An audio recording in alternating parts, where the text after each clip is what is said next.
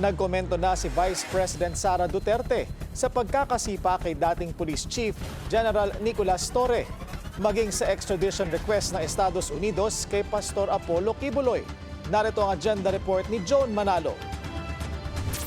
Hindi ko kasi masabi kung karma ba yun o hindi kasi Diyos lang naman kasi talaga ang makakapagsabi kung ano yung karapat-dapat para sa isang tao. Yan ang pahayag ni Vice President Sara Duterte sa pagkasibak ni General Nicolas Torre bilang PNP Chief. Matatandaang si Torre bilang dating CIDG Chief ang namuno sa paghahain ng ICC arrest warrant kay former President Rodrigo Duterte Marso nitong taon.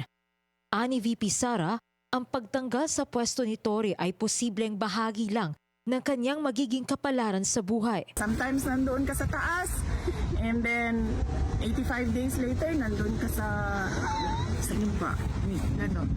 Nauna nang ipinahayag ni Torre na wala siyang bitter feelings sa kanyang pagkakasibak sa pwesto at patuloy lang daw siyang babangon muli para i-redeem ang kanyang sarili. I've been an officer for more than 30 years. This is not the first time that this happened in my career. I just came back, bounced back, and do something again. Samantala, may pahayag din ng bise patungkol sa extradition request ng US kay KOGC founder at Duterte ally na si Pastor Apollo Kibuloy.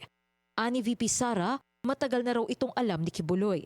So the plan noon was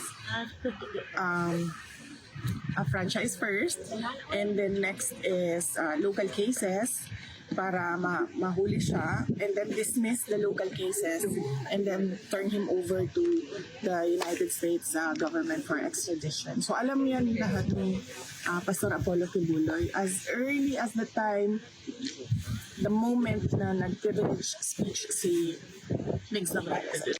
Nanindigan naman si Senator Risa Ontiveros na sa ilalim ng Philippine-US Extradition Treaty, maaaring pansamantalang isuko ng Pilipinas si Kibuloy sa US authorities para harapin ang mga kaso doon.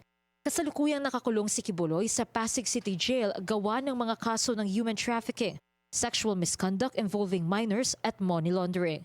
Para sa agenda, Joan Manalo, Billionario News Channel.